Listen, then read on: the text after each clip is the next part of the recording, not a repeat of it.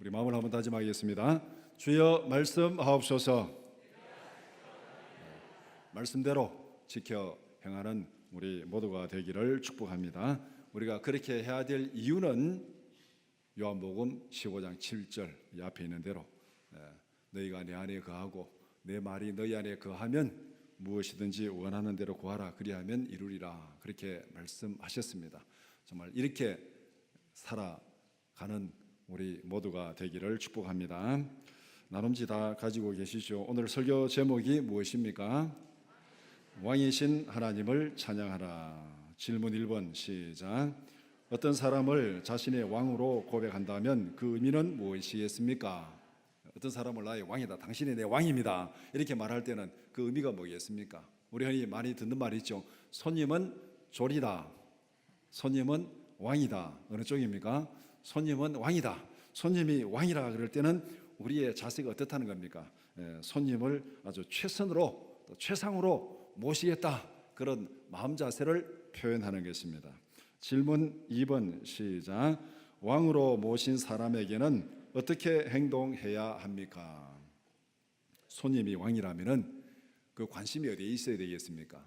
손님이 원하는 것이 무엇인가? 손님이 불편한 것이 무엇인가? 손님이 필요한 것이 무엇인가?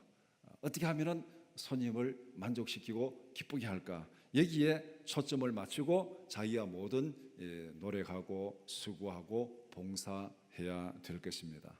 어떤 사람을 왕으로 모신다면은 바로 그런 자세로 그 사람의 만족을 위해서, 그 사람의 즐거움을 위해서 내가 수고하고 내가 희생하고 내가 봉사하는 그런 자세가 바로 어떤 사람을 왕으로 모시고 살아가는 삶의 모습입니다. 질문 3번 시작. 하나님이 우리의 왕이라면 하나님께 대한 우리의 마음과 행동은 어떠해야 합니까? 하나님이 우리의 왕이다, 우리는 그렇게 고백을 합니다. 찬양 가운데 고백하고 성경 가운데 고백하고 우리의 기도 가운데 고백하고 하나님이 나의 왕입니다, 하나님이 나의 주인입니다, 이렇게 고백을 하고 있습니다. 하나님이 우리의 모든 것의 주인이라면 우리는 어떻게 해야 되겠습니까? 하나님의 마음을 즐겁게 하기 위해서 내가 할 수 있는 모든 것을 다 해야 됩니다. 지금 그렇게 하고 계십니까?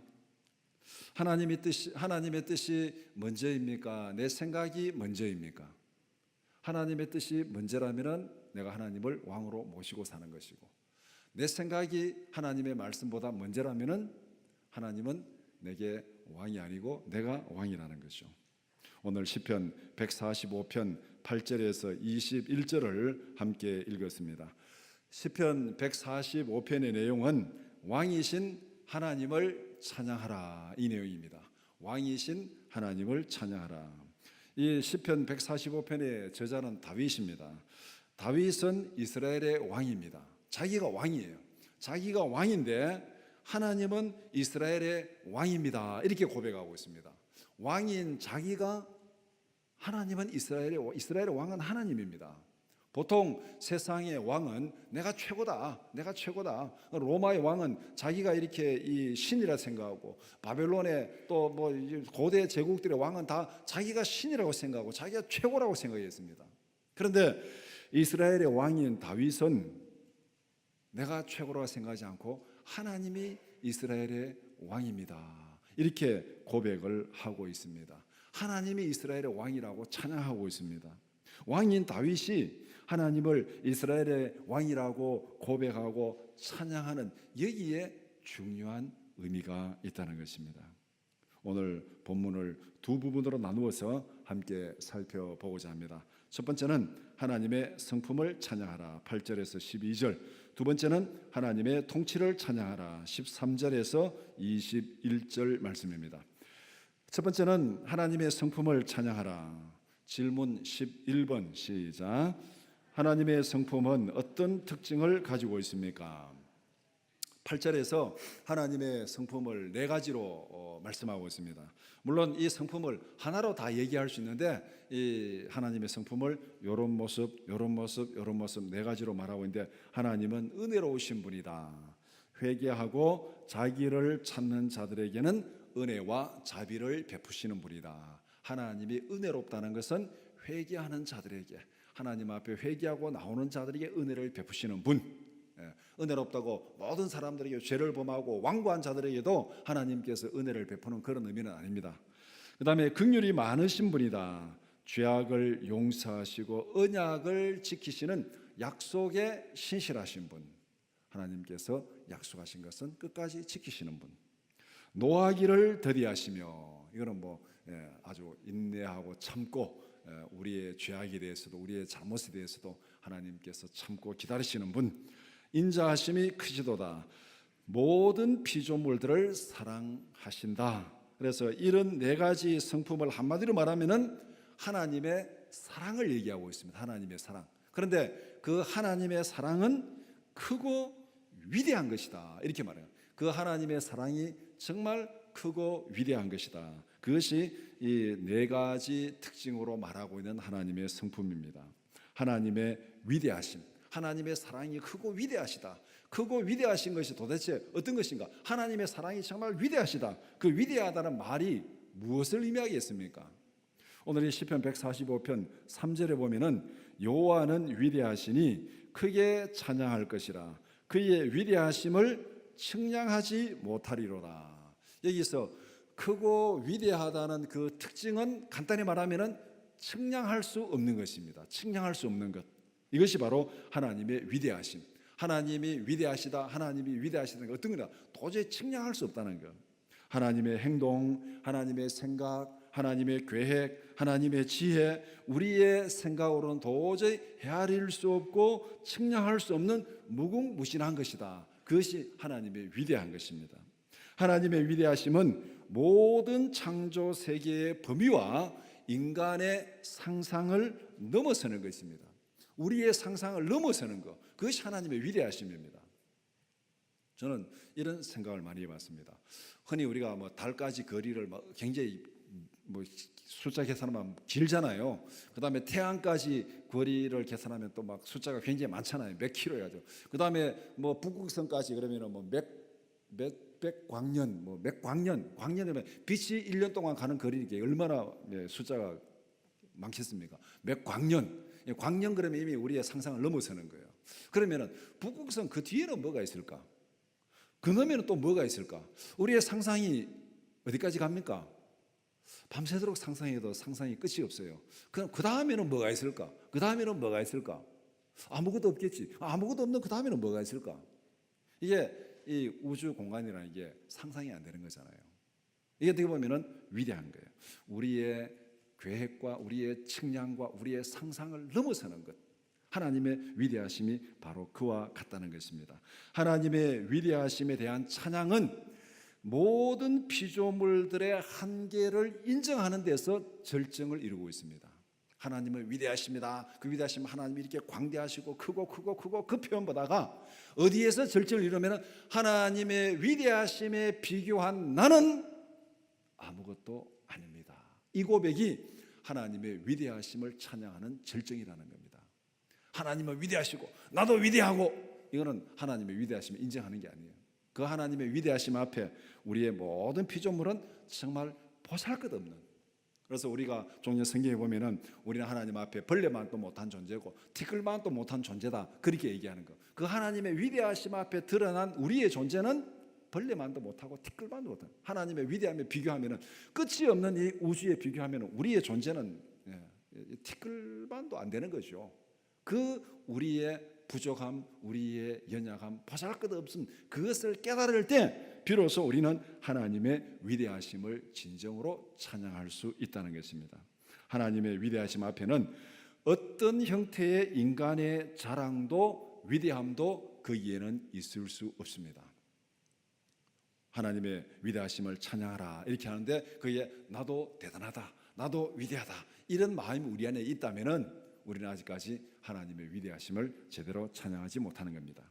진심으로 하나님의 위대하심을 찬양하십니까? 그렇게 하기를 원하십니까? 그렇다면은 우리 안에 있는 어떤 형태의 교만과 자랑도 하나님 앞에서 다 내려놓아야 됩니다. 어떤 형태의 교만도 자랑도 다 내려놓지 않고서는 우리가 진실로 하나님을 찬양할 수 없습니다. 이사야서에 보면은 이사야가 하나님의 성전에 들어가서 기도할 때 하나님의 영광을 보았습니다. 하나님의 임재를 경험했습니다. 그때 이사야의 고백이 뭡니까? 화로다 나여 망하게 되었도다. 하나님의 그 영광, 그 거룩하심 앞에 드러난 나의 모습, 화로다 나여 망하게 되었도다. 하나님 앞에서 우리의 존재가 얼마나 보잘것없는지, 얼마나 미약한 것인지 이것을 철저하게 깨닫기 전에는 우리가 하나님의 위대하심을 찬양할 수 없다는 것입니다. 질문 12번 시작. 하나님의 성품은 어떤 행동으로 나타납니까? 9절 말씀에 하나님의 성품은 그가 다스리는 모든 대상에 적용됩니다. 오늘 이 시편에 모든이라는 이 표현이 자주 등장하는데, 모든 것, 하나님이 창조하신 모든 것, 이것이 하나님의 통치의 대상입니다. 하나님의 통치의 대상에서 제외되는 것은 아무것도 없습니다. 하나님이 창조하신 모든 것은 하나님이 다스리는 대상입니다. 하나님은 그 모든 것을 선대하신다. 모든 통치의 대상을 선하게 대하신다. 그리고 모든 것에 긍휼을 베푸시는 하나님이다. 선대하시니까 긍휼을 베푸시는 거예요. 이건 같은 내용입니다. 선대하니까 긍휼을 베푸신다. 모든 만물이 하나님의 특별한 관심과 돌보심 아래 있다는 것입니다. 긍휼을 베푼다는 것은 하나님의 특별한 관심과 돌보심 아래 있다. 그러면은 어떤 하나님의 특별한 관심과 돌보심인가? 여기서 긍휼이라는 이 말 속에는 어미의 자궁 안에서 아기가 돌봄을 받는 것, 그와 같은 거죠. 우리가 이 아이가 잉태가 되면은 이제 이 모태 있잖아요. 그 모태에서 그 아이가 성장을 하게 되는데 거기에 부족한 것이 있습니까? 잘은 모르지만은 뱃속에 있는 아이가 막 춥다고 막 달달달 떠는 경우가 있겠습니까? 왜 이 교회 히터도 안 틀고 오늘 왜 이렇게 춥게 하냐고 뱃속에 있는 아이가 막 춥다고 막 그렇게 아우성치는 경우 있겠습니까? 여름에 와서 덥다고 에어컨 좀 틀어주세요 하고 뱃속에 있는 아이가 막 덥다고 막 난리를 치겠습니까? 거기에는 부족한 것이었어요. 완벽해요. 그 아이의 성장에 완벽한 조건입니다. 덥지도 않고 춥지도 않고 뭐 의자가 베기지도 않고 물침대에서 아주 완벽하게 그 아이가 성장할 수 있는 모든 조건이 다 갖추어진 그 완벽한 돌보심의 상태, 그것이 바로 태중에 있는 아이의 돌봄을 받는 거예요.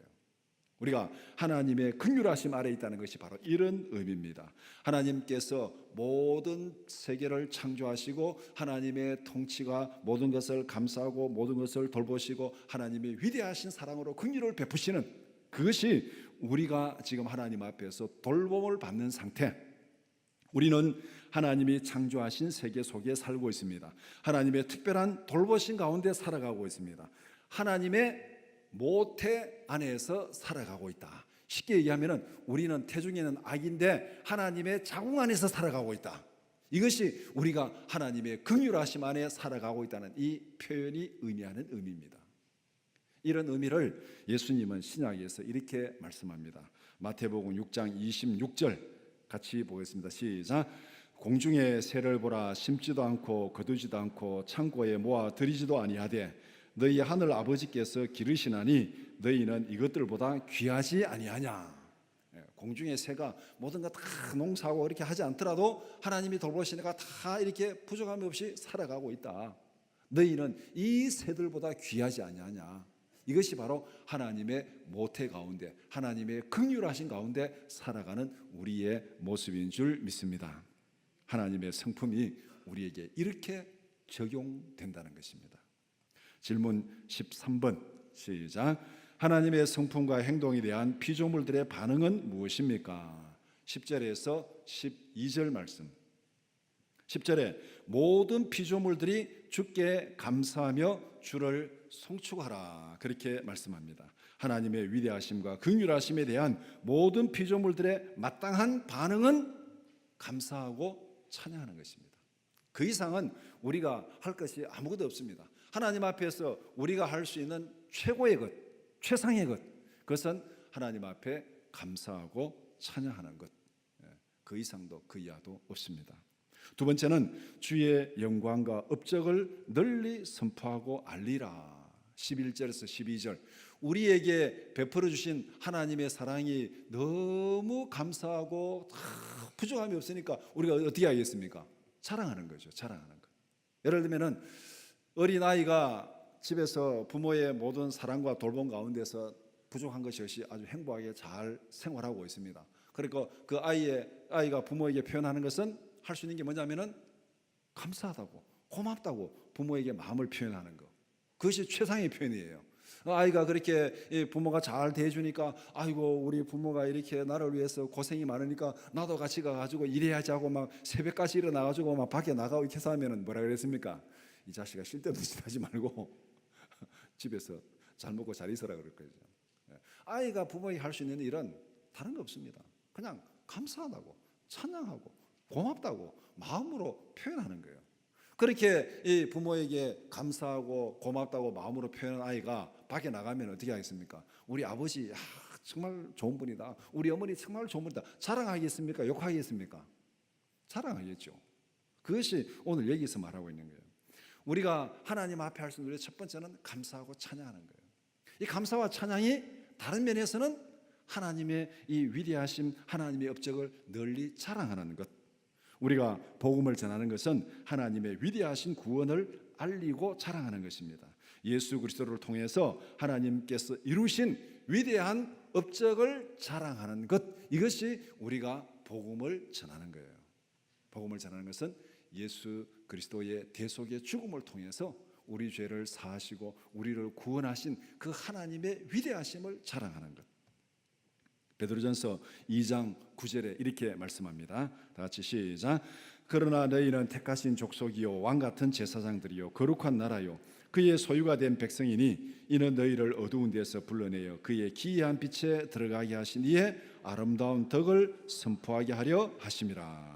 너희는 택하신 족속이요 왕같은 제사장이요 거룩한 나라요 그의 소유가 된 백성이니 하나님께서 이렇게 은혜를 베풀어 주시고 우리에게 막 사랑을 베풀어 주셨습니다. 그렇게 한 이유가 무엇입니까? 이는 이렇게 위대한 구원을 베푸신 그 하나님을 사랑하라고 그렇게 하셨습니다. 우리가 하나님께 마땅히 해야 할 것은 두 가지입니다.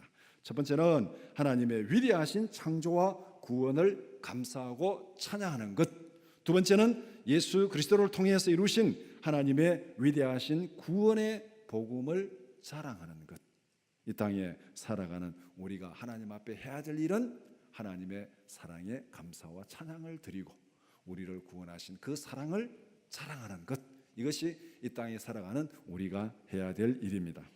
두 번째는 하나님의 통치를 찬양하라. 질문 21번 시작. 하나님이 다스리는 나라의 특성은 무엇입니까? 13절에 말씀하고 있습니다. 하나님의 나라는 영원하다. 하나님의 통치는 모든 세대에 영원히 지속된다. 인간의 제한된 특성과는 달리 하나님의 특성은 영원합니다. 하나님과 인간과 비교해서 하나님은 위대하시고 우리는 보잘것없고 하나님은 영원하시고 우리는 순식간에 사라지는 존재. 성경에서 이런 모습을 아침 안개와 같이 사라진다. 오늘 아침에 안개가 많이 끼었죠. 오늘 새벽기도 나오신 분들 아마 어제 저녁부터 안개가 팍 끼었는데 해가 뜨면은 다 안개가 다 사라지잖아요.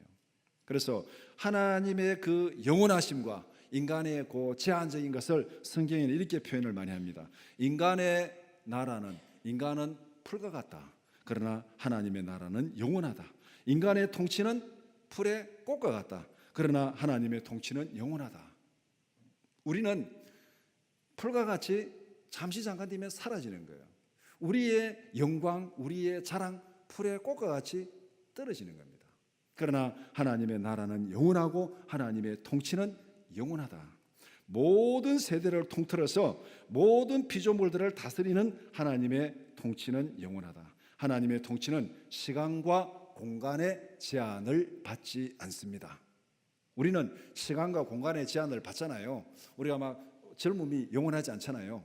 막 젊다고 큰 소리치고 막 자랑하다가도 어느새 머리가 이렇게 되고 어느새 여기 앉아 있다가 가신 분도 많아요. 잠시 잠깐 되면은 그렇게 되는 것이 우리 인간의 모습입니다. 풀과 같고 풀의 꽃과 같이. 그러나 하나님의 통치는 영원하다. 삶과 죽음을 초월하는 것이다. 하나님의 통치는 삶과 죽음을 초월하는 것이다. 우리가 이 땅에 살아가면서 이 세상의 통치는 살아있는 사람에게만 영향력을 미칩니다. 세상의 권세가 아무리 커도, 아무리 막 살벌해도 죽은 사람에게는 방법이 없습니다. 죽은 사람에게는 벌을 줄 수가 없잖아요. 우리가 이 땅에서 막 나쁜 짓 하고 막 악랄하게 해가지고 이 벌을 받아야 되는데 그 사람이 죽어버렸어요. 그러면은 세상의 권력은, 세상의 나라는 그 사람을 벌 줄 수 있는 방법이 없습니다. 그러나 하나님의 통치는 삶과 죽음을 초월한 영원한 거예요. 영원한 거예요. 영원하다는 것은 그냥 시간적으로 영원하다. 우리의 현실적으로 보면은 살아있으나 우리가 죽은 다음에나 하나님의 통치는 계속 영향을 미친다는 거. 우리의 죽음 이후에도 영향을 미치는 거예요. 세상에서는 내가 잘못하고 야 정말 힘들다 그러면 죽어버리면 끝이에요. 그러나 하나님 앞에서는 죽는다고 끝이 아닙니다. 이거 우리 분명히 알아야 돼요. 아 너무 힘들다, 고통스럽다, 아이고 막 죽어버리지, 뭐 자살해버리면 끝이자.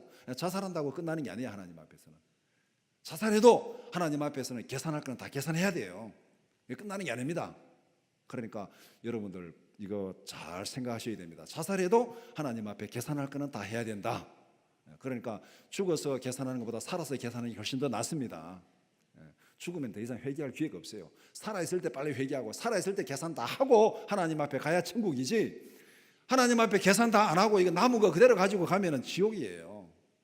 그러니까 하나님의 통치는 삶과 죽음을 초월한 영원한 것입니다. 성경이 이렇게 말씀합니다. 히브리서 9장 27절 같이 보겠습니다. 시작. 한번 죽는 것은 사람에게 정해진 것이요 그 후에는 심판이 있으리니. 한번 죽는 것은 정해진 것입니다. 죽으면 끝입니까? 그 후에 뭐가 있다 그랬습니까? 심판이 있다. 하나님이 계산하는 때가 있다는 거예요. 심판은 계산입니다. 너 잘못한 거 뭐고 잘한 거 뭐고 다 계산해가지고 잘못한 자들은 지옥에 보내고 잘한 자는 천국 보내고 계산하는데, 나는 예수님 믿고 예수님 앞에서 모든 죄를 다 회개했습니다. 그러면 천국 가는 거예요. 그런데 죄가 있는데 회개하지 않았습니다. 그럼 지옥 가는 거예요. 죄가 있다 없다가 중요한 게 아니고 우리가 그 죄를 하나님 앞에 회개하고 하나님의 심판대 앞에 서느냐, 회개하지 않고 서느냐, 그 차이입니다. 모든 사람은 다 죄가 있어요. 죄 없는 사람 하나도 없습니다. 성경에 다 죄인이라 그랬습니다. 하나님의 심판대 앞에 설 때 차이는 그 죄를 예수님 앞에서 회개하고 서는 사람이 있고 그 죄를 회개하지 아니하고 그대로 가지고 서는 사람이 있습니다. 이 차이밖에 없어요. 거기에 따라서 우리의 영원한 생명과 영원한 고통이 결정되는 겁니다. 로마서 14장 8절 말씀 같이 보겠습니다. 시작. 우리가 살아도 주를 위하여 살고 죽어도 주를 위하여 죽나니 그러므로 사나 죽으나 우리가 주의 것이로다. 이 땅에서 예수 믿고 회개하고 주의 것이 된 사람은 죽어도 누구의 것이라고요? 주의 것이다. 사나 죽으나 우리는 주의 것이다. 이것이 우리의 영원한 위로입니다. 영원한 위로. 하이델베르그 신앙 고백서 1번이 사나 죽으나 우리의 영원한 위로는 무엇입니까? 이렇게 질문합니다. 그 질문의 답변은 사나 죽으나 우리의 영원한 위로는 나는 사나 죽으나 그리스도의 것입니다. 이것이 우리의 영원한 위로라는 거예요. 사나 죽으나 우리의 영원한 위로는 나는 그리스도의 것이다. 이 땅에 있어도 그리스도의 것이고 죽어도 그리스도의 것이고, 그러니까 우리는 그리스도 안에 있습니다. 이 땅에서도 아까 얘기한 대로 하나님의 긍휼하신 사랑 안에 살아가는 것이고, 이 땅을 떠난 다음에는 예수 그리스도와 함께 천국에서 영원한 영광을 누릴 줄 믿습니다. 이것이 우리의 영원한 위로예요. 우리에게서 이 위로가 없다면 우리 인생은 너무나도 서글프고 너무나도 처량한 거예요.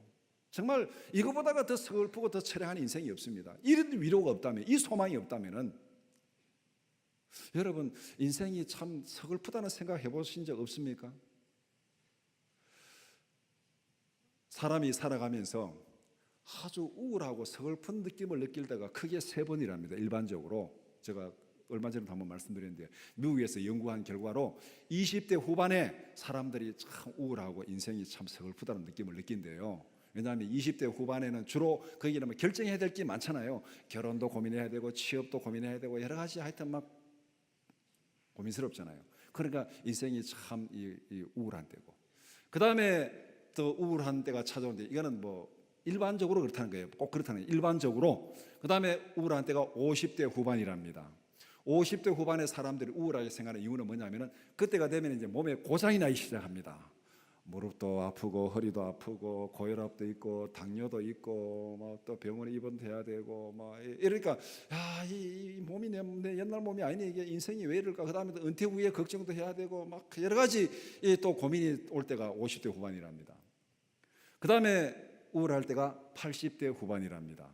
뭐 그 전에 가신 분들은 말 수 없고 80대 후반에 그때는 인생의 마지막 죽음이라는 이걸 하나님 앞에서 1대1로 내가 통과해 가야 되는, 그때 인생에 참 우울하고 힘들다는 거예요. 그런데 이 모든 우울함을 극복하는 영원한 위로는 사나 죽으나 그리스도의 것이다. 이 소망이 우리를 이 모든 우울증에서 극복하게 하실 줄 믿습니다. 이 믿음이 있어요. 이 소망이 있어야 돼요. 그러니까 이 연구 결과가 참 맞는 것 같아요. 제가 보니까 저도 20대 후반에 뭔 고민을 그래 많이 했는데 지금 생각하면 고민할 것도 없는데 뭔가 고민이 그래 많은지 불면증에 시달렸습니다. 불면증에 시달려가지고 막 체중이 막 쫙 빠져가지고 막 엄청나게 빠지고 정신신경과에 가서 약까지 먹었습니다. 그러면은 20대 후반에 고민이 얼마나 큰지 신경과 가서 약 처방해가지고 먹은 적이 있습니다. 50대 후반도 그런 것 같아요. 이 50대 후반 정말 힘든 50대 후반을 통과했습니다. 암 수술했죠. 골절 2번 수술했죠. 1년에 한 번씩 전신 마취해가지고 수술해가지고 열흘 동안 병원에 누워있는, 그 시작은 백내장 수술부터 시작해가지고 50대 후반의 사람들이 이런 이 변화에 사람들이 힘들어지는 거예요.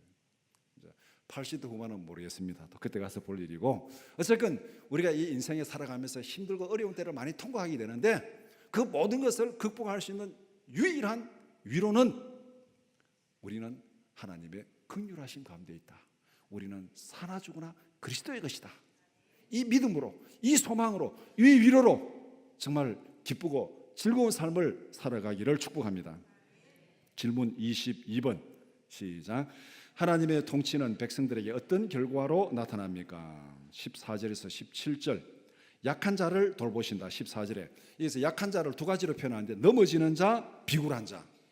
넘어지는 자는 어떤 사람을 여기서 얘기하냐면은 내가 원수들에게 애워싸여가지고 성의 포위를 당해가지고 이제 막 멸망 직전에 있는 넘어지는 자, 아무도 도와줄 자가 없는 그런 자들을 하나님께서 구원하시고 세워주신다. 그다음 비굴한 자는 허리를 굽힌 자란 뜻입니다. 허리를 굽힌 자. 이거는 뭐냐면은 압제를 당하고 노예로 살아가는 사람. 그러니까 노예로 살아가는 사람, 비굴하게 하면 꼼짝도 못하고 막 구실구실하는 그런 자. 그런 자들을 하나님께서 구원하여서 자유케 하신다. 그래 보면은 이 14절은 출애굽의 그림을 그리면 됩니다. 이스라엘 백성들이 애굽에서 노예살이하면서 막 고통 가운데서 막 넘어지고 고통 가운데 탄식하고 부르짖고 그런 사들을 하나님께서 구원하시고 해방시켜서 자유케 하시는 그것이 14절 약한 자를 돌아보신다. 그 다음에 때를 따라 양식을 주신다. 15절 적절한 때에 필요한 양식을 지속적으로 공급하신다는 의미입니다. 그럼 14절이 출애굽이라면 15절은 뭐에 해당되겠습니까? 광야에서 만나와 메추라기로 먹이시고 반석에서 물을 내시고 먹이시는 40년 동안 정말 때를 따라서 하나님께서 도와주시는 그 은혜, 그것이 바로 15절이에요.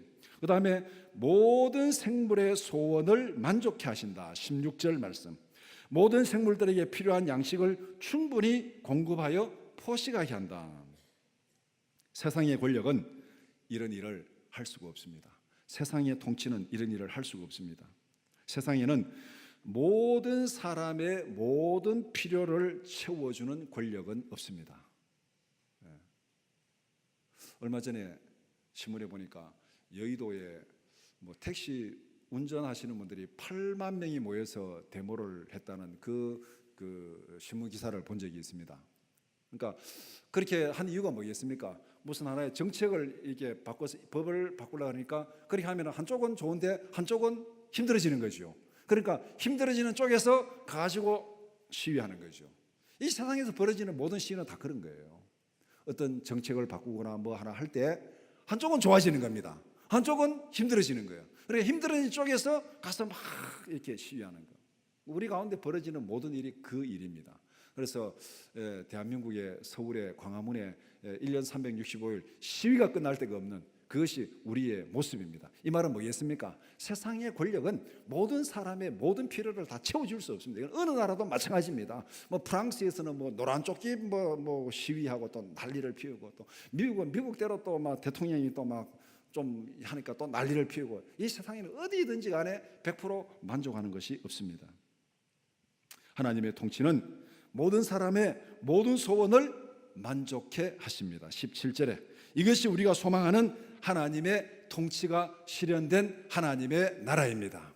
우리가 소망하는 것은 하나님의 나라가 임하게 해달라고, 기도할 때마다 하나님의 나라가 임하게 해달라고 그렇게 기도하잖아요.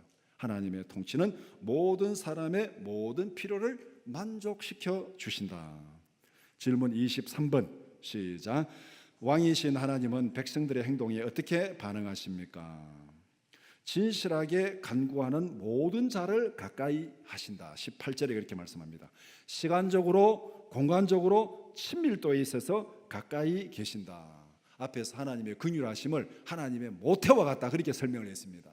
하나님이 지금 여기에 나와 함께 있는 성령이 우리 가운데 있고 우리 안에 계신다. 그러니까 하나님은 시간적으로 공간적으로 친밀도에 있어서 우리 가까이 계시는 분이다. 두 번째는 자기를 경외하는 모든 자들의 부르짖음을 들으시고 구원하신다. 19절 말씀, 기도를 들으시고 응답하십니다. 그 다음에 자기를 사랑하는 자들을 보호하신다. 20절에 자기를 사랑하는 자들을 구원하시고 동시에 악한 자들을 심판하신다. 이것이 하나님의 공의로운 사랑입니다. 하나님의 사랑은 모든 걸 다 덮어주는 사랑이 아니고 공의로운 사랑입니다. 분명히 원칙이 있습니다. 그 원칙에 따라서 사랑하시는 것이 공의로운 사랑입니다. 우리가 자녀들을 사랑하는 것도 그렇죠. 공의로운 사랑, 원칙에 근거한 사랑을 해야 되지, 원칙이 무너진 사랑은 아이를 망치는 거죠. 그래서 성경에 때로는 아이에게 매도되라고 그렇게 얘기하잖아요. 매도되라고. 잘못하면은 그 잘못을 지적해주고 좀 징계를 해야 되는 거예요. 징계가 없으면은 그거는 사랑이 아니에요. 하나님의 사랑은 공의로운 사랑이다. 원칙 있는 사랑이다. 하나님은 항상 사랑한다고 하시면서 거기에는 원칙이 따릅니다. 하나님의 원칙이 뭡니까? 하나님은 모든 사람을 사랑하십니다. 그러나 죄는 용납하지 않습니다. 이게 하나님의 원칙이에요. 하나님은 모든 사람을 사랑하십니다. 그러나 죄는 용납하지 않습니다. 죄를 회개하는 자들은 구원하십니다. 회개하지 않는 자들은 심판하십니다. 이것이 하나님의 사랑이고 하나님의 공의입니다. 사랑은 원칙이 있습니다. 원칙이 무너진 사랑은 그건 사랑이 아니에요. 하나님은 모든 사람을 사랑하시지만은 그러나 죄는 용납하지 않으신다. 우리는 하나님 앞에 회개하고 나아갈 때 하나님의 긍휼하신 사랑을 누리게 됩니다. 질문 24번 시작. 하나님의 통치에 대하여 우리는 어떻게 반응해야 합니까? 21절 말씀, 여호와를 영원히 찬양하라. 다윗의 결론적인 고백인과 동시에 권면입니다. 여호와를 영원히 찬양하라. 이것은 앞에서 질문 13번에서 설명을 했습니다. 우리가 하나님께 마땅히 해야 할 것은 두 가지입니다. 첫 번째는 하나님의 위대하신 창조와 구원을 감사하고 찬양하라. 우리가 할 일은 감사하고 찬양하는 것. 우리가 하나님을 도와줄 방법은 아무것도 없습니다. 왜? 하나님은 부족한 것이 없습니다. 우리가 하나님 앞에 지혜를 도와주겠습니까? 물질을 도와주겠습니까? 힘을 도와주겠습니까? 하나님은 우리의 도움을 필요로 하지 않는 분, 완전하신 분이고 완벽하신 분이고 모든 것에 충족하신 분입니다. 그러면 그분에게 우리가 전적으로 사랑을 입었는데 우리가 할 일은 뭡니까? 아무것도 도와줄 거 없습니다. 하나님 감사합니다, 찬양하면 되는 거예요. 감사합니다, 찬양하면 되는 거예요.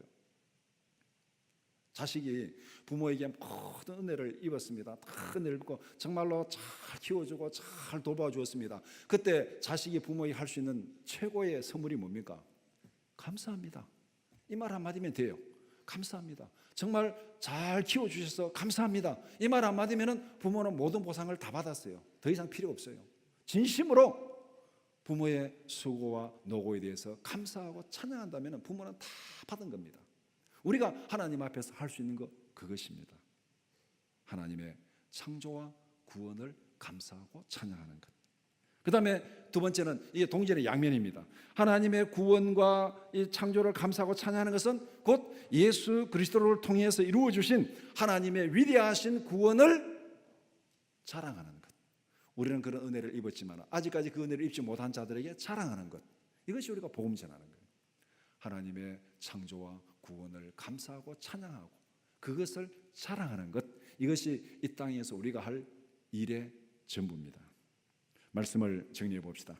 하나님은 우주 만물을 다스리시는 위대한 왕이십니다. 하나님의 나라는 영원합니다. 하나님의 통치는 모든 세대에 영원히 지속됩니다. 인간의 제한된 특성과 달리 하나님의 나라는 영원합니다. 하나님의 통치는 시간과 공간을 초월해서 영원합니다. 하나님의 통치는 삶과 죽음을 초월한 것입니다. 우리는 사나 죽으나 모태와 같은 하나님의 긍휼하신 사랑 안에 있습니다. 이 사실을 확실히 믿으십니까? 사나 죽으나 하나님의 긍휼하신 사랑, 모태와 같은 그 돌보신 가운데 있다. 하나님은 위대하시고 그의 나라는 영원합니다. 위대하시고 영원하신 하나님께 우리가 할 일은 두 가지. 앞에서 말씀드린 대로 첫 번째는 감사하고 찬양하라. 하나님의 선하시고 위대하신 통치를 찬양하는 것. 그 이상 우리가 할 수 있는 것은 아무것도 없습니다. 두 번째는 하나님의 위대하신 영광과 업적을 널리 증거하는 것. 찬양하는 것 자체가 증거하는 거고 자랑하는 거죠. 예수 그리스도를 통해서 하나님이 이루신 위대하신 구원을 자랑하라. 우리를 창조하시고 구원하신 하나님의 긍휼하신 사랑에 감사함으로 묵묵히 자신의 십자가를 지고 주님을 따라가는 우리 모든 성도들이 되기를 주님의 이름으로 축원합니다. 기도드리겠습니다.